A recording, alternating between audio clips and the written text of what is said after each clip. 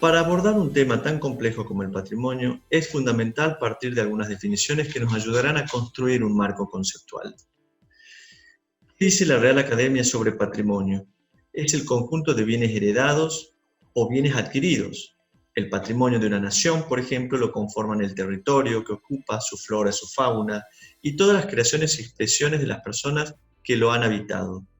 sus instituciones sociales, legales y religiosas, su lenguaje y su cultura desde las épocas históricas más antiguas. El patrimonio comprende los bienes tangibles e intangibles, heredados de los antepasados, el ambiente donde se vive, los campos, las ciudades y pueblos, las tradiciones y creencias que se comparten, los valores y la religiosidad, la forma de ver el mundo y adaptarse a él. El patrimonio natural y cultural constituyen la fuente insustituible de inspiración y de identidad de una nación, pues es la herencia de lo que ella fue, el sustrato de lo que es y el fundamento del mañana que aspira a legar a sus hijos. El patrimonio, según la UNESCO, lo podemos dividir en patrimonio natural y patrimonio cultural.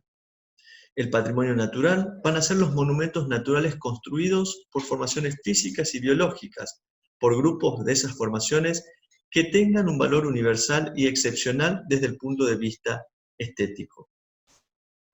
El patrimonio natural, constituido por formaciones geológicas y fisiográficas, y las zonas estrictamente delimitadas que constituyen el hábitat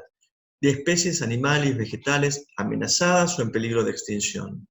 Los lugares naturales o las zonas naturales estrictamente delimitadas, como parques nacionales, áreas de conservación, entre otros, que tengan un valor excepcional desde el punto de vista de la ciencia, de la conservación o de la belleza natural. La fauna, como parte de este patrimonio natural, se va a dividir en distintos tipos de acuerdo al origen geográfico de donde provienen las especies que habitan un ecosistema o un biotopo. La fauna silvestre o salvaje es aquella que vive en libertad y no ha sido domesticada. Son todos aquellos animales que viven en libertad sin recibir ninguna ayuda del hombre para obtener sus necesidades básicas como alimento, pareja reproductiva, refugio, agua, etc. La fauna, flora, como parte de este patrimonio natural, van a ser todas las especies vegetales que forman parte del ecosistema de una región determinada, bien sea porque crecen de forma espontánea o en su lugar, o porque han sido cultivadas por la acción del hombre.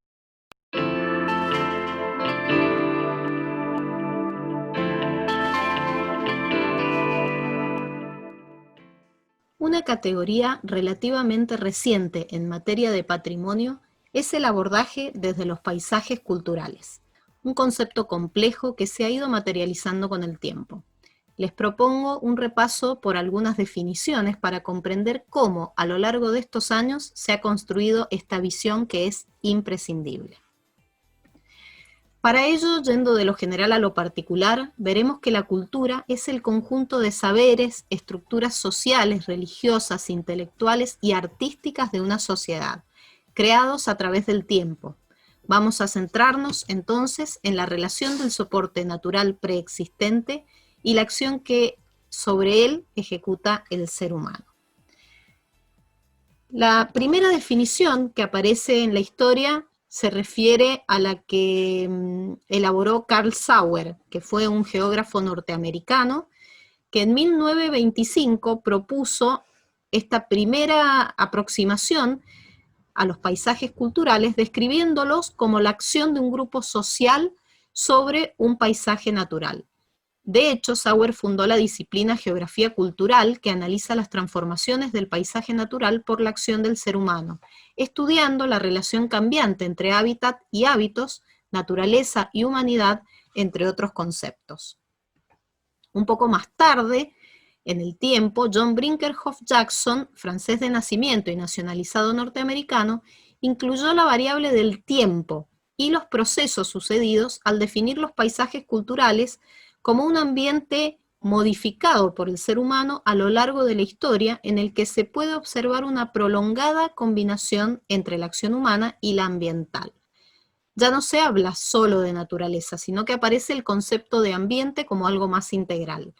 Brinkerhoff-Jackson realizó numerosos aportes a través de publicaciones especializadas, como el libro Descubriendo el paisaje autóctono, y fundó en 1951 la revista Landscape, mediante la cual difundió su filosofía. Más cercano a nuestros tiempos y a nuestra historia, Enrico Tedeschi generó aportes notables al campo de estudio de la teoría de la arquitectura, publicados en el libro del mismo nombre, donde se ocupó de remarcar la importancia del estudio del entorno natural y cultural para el desarrollo de una arquitectura pertinente para su medio.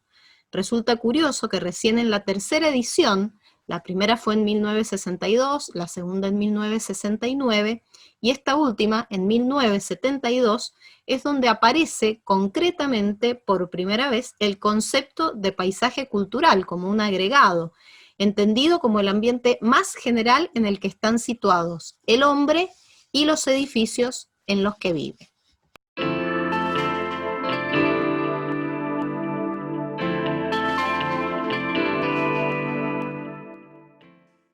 La capacitación de la clase de hoy tiene que ver con el concepto de patrimonio, pero en su marco normativo, en su escala internacional y nacional. Hay algo muy interesante que tienen que entender en esta cuestión de lo que uno tiene que hablar, para quiénes son los que se ocupan en valorar y determinar el amparo de este bien patrimonial en función de su identidad, de su verdadero valor de autenticidad, del mensaje que transmite este bien patrimonial y el significado que implica la sociedad. En ese sentido, el patrimonio cultural, más que una disciplina, es un campo de actuación cuyos lineamientos se rigen primordialmente por marcos legales y recomendaciones formuladas, primero, desde diferentes organismos europeos, originariamente desde sus orígenes, y sociabilizados en reuniones internacionales, y luego centralizados bajo la UNESCO, por instituciones como el Centro del Patrimonio Cultural, Mundial, y también instituciones como ICOMOS, ICOMOS, que es justamente lo que tienen que ver. Entonces, ¿de quiénes son los que amparan el patrimonio? Estos organismos internacionales que tienen su jurisdicción, sobre todo en el paraguas de la Organización de las Naciones Unidas, justamente la Organización de las Naciones Unidas para la Educación, la Ciencia y la Cultura, es justamente UNESCO, donde funciona el Comité para el Patrimonio Mundial, creado en 1972,